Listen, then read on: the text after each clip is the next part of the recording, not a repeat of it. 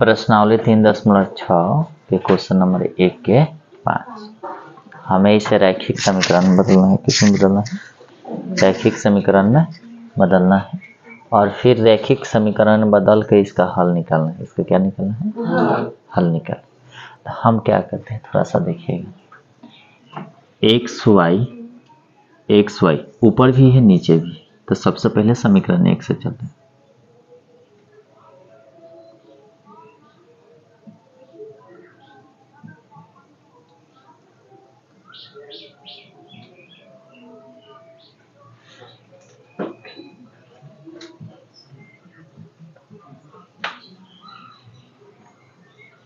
हो गया ना?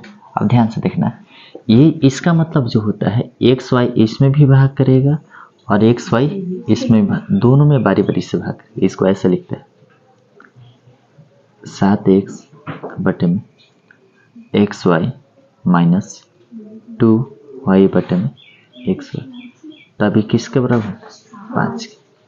अगर हम बात करें तो फिर एक्स वाई और एक्स वाई का लघुत्तम क्या आ गया? X y. थोड़ा आप ध्यान से देखिएगा, ए वाला एक्स कटता, ए वाई। अब जो आ रहा है इस रूप का आ रहा है, यानी ऊपर 7 गुणे 1 बटे वाई माइनस 2 गुणे 1 बटे एक्स बराबर कितना आ जाएगा? 5।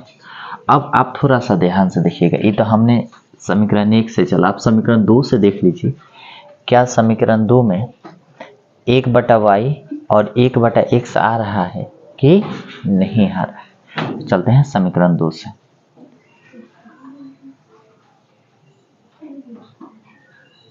समीकरण 2 से अब चलिएगा 8x प्लस 7y बटा में x बटे y बराबर 15। यहाँ देखिएगा, इसमें भी x बटा y है तो बारी बारी से भाग कराएंगे, यानी 8x बटे में xy प्लस 7y बटे में xy बराबर 15। अब थोड़ा ध्यान से, x से x खत्म, y से y खत्म, बच क्या रहा है? तो 8 गुणे 1 बटे y प्लस 7 गुणे 1 बटे x बराबर कितना? 15। अगर आप ध्यान से देखें यहाँ, तो इसमें भी 1 बटा y है और इसमें भी है, और इसमें भी 1 बटा x है और इसमें भी 1 बटा x है। तो इसी के ना हम कुछ मान लें, ए बी सी डी मान लें। क्या मान लें? ए बी सी डी मान। तो मान लेते हैं, माना कि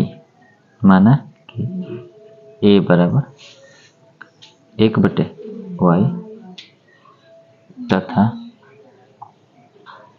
एवं लिखिए एवं बी बराबर 1 बटे एक्स, यही है।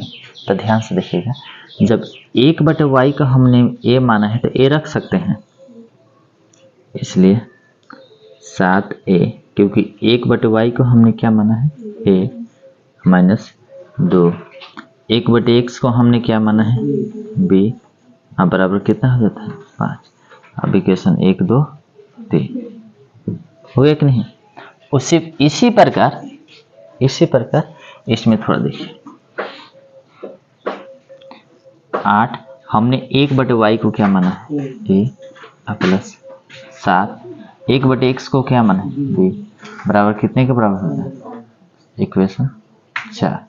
इस प्रश्न में ये पूछ रहा है कि आप किसी भी विधि या प्रतिस्थापन विधि बताइए, या ब्रज गुणन विधि या विलोपन विधि। तो हम चलते हैं ब्रज गुणन नहीं, हम विलोपन चलते हैं। क्या चलते हैं? विलोपन।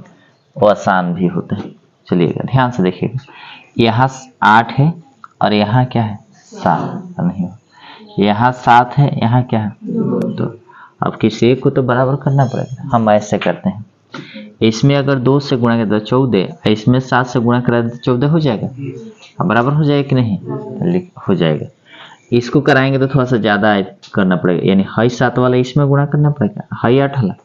हमने कैसे कराया है कि सर काहे ऐसे कराया था? देखना, जब अंक बराबर ना हो मिला, जब अंक बराबर ना हो तो जो इसके वाले अंक है तो इसमें करा देना, और जो इसके वाले अंक है इसमें करा देना। देखिए, देखने की छोटी कौन है? है 7 वाले इसमें गुणा करा देते, है 2 वाले इसमें, आपस में आप बराबर हो जाएंगे, आपस के में क्या हो जाएंगे, बराबर हो जाएंगे। तो चलिए समीकरण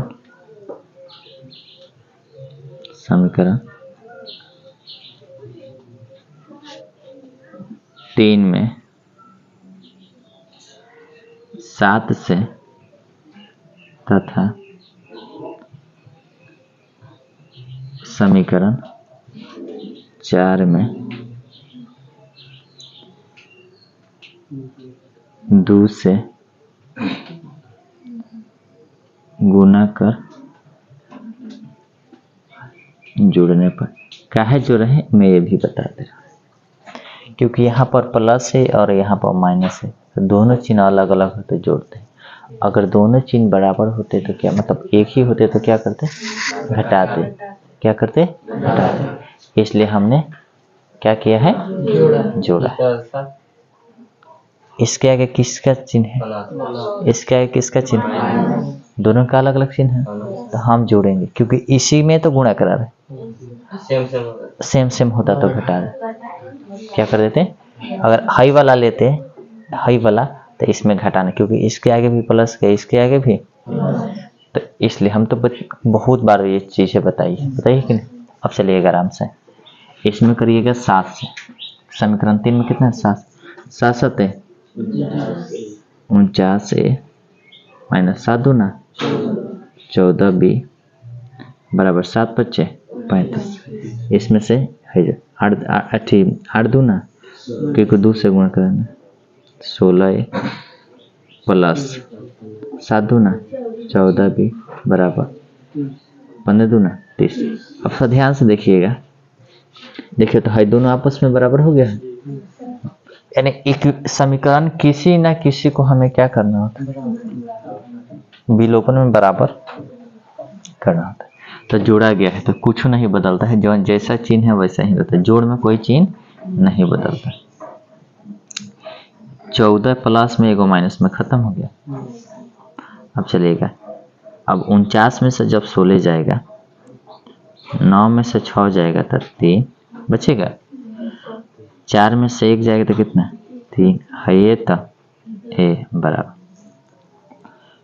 अगर बात करें हम 35 में से 30 जाएगा तो कितना बचेगा, प्लस हो जाएगा। तुम लोग ध्यान से नहीं देख रहे हो, कहाँ दिमाग, ये घटा रहे हैं, ये सब किस में होगा, प्लस में, कहाँ ध्यान है। 9 6 15 के 5 हाथ में 1 5 1 6 ए बराबर कितने हो जाएंगे, 65। अब थोड़ा देखना, 65 है ना, गुणा तो क्या करेगा, यानी ए बराबर 65 बटे 65। 65 में कितने मात्रा में कट जाएगा, 1। बट आप जानते हैं ना कि एक को आपने कुछ माना हुआ है, क्या माना है, चूंकि ए बराबर कितना है, 1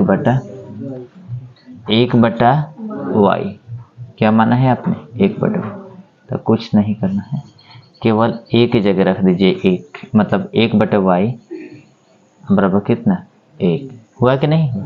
अगर इसके 1 नीचे रख दे तो कोई दिक्कत है, नहीं सर कुछ दिक्कत ना है, 1 से 1 खत्म, इसलिए वाई बराबर खाली क्या बचेगा,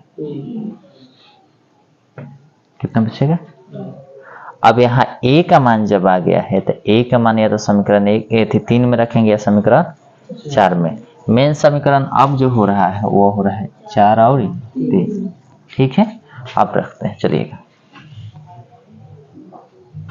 ए का मान समीकरण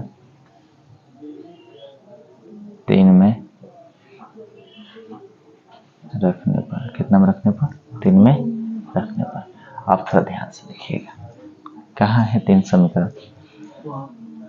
7a माइनस 2b बराबर 5।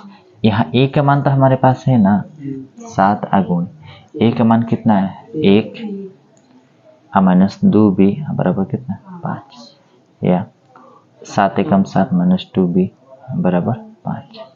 7 के आगे प्लस है तो इस आ जाएगा तो क्या करेगा, माइनस करेगा, यानी माइनस 2b बराबर 5 या प्लस 7 यानी कितना 12 हो जाएगी। हाँ हाँ सॉरी, यहाँ पर माइनस हो गया, क्या होगा माइनस, तब 5 या माइनस 7, तो माइनस कितना हो जाएगा 2। ये माइनस से ये माइनस खत्म, तो देखिएगा इसलिए b बराबर 2 है ने गुणत हो जाए, क्या करेगा भाग n 2/2 कट जाएगा, तो कितना आ जाएगा 1। बट हमने b को कुछ माना है ना, चूंकि b बराबर क्या था, b का 1/x बराबर 1 है ना, b a, इसके नीचे 1 रखता कोई दिक्कत, 1 से 1 खत्म, इसलिए x बराबर कितना है 1, y बराबर 1 और x बराबर कितना है x। अब हमें प्रश्न इसकी जांच करनी है कि हमारा प्रश्न सही है कि नहीं, जांच करें ना। चलिए इसमें रखिएगा 7 गुणे a का मान कितना आया है 1 माइनस 2 गुणे b का मान कितना है 1, तो हमें 5 मिलना चाहिए, तो देखिए ना 7 एकम 7 माइनस 2, 7 में से 2 गल तो कितना आता है मिल रहा है, यानी ये समीकरण को संतुष्ट कर रहा है ना, तो हमारा आंसर क्या है सही है। ऐसे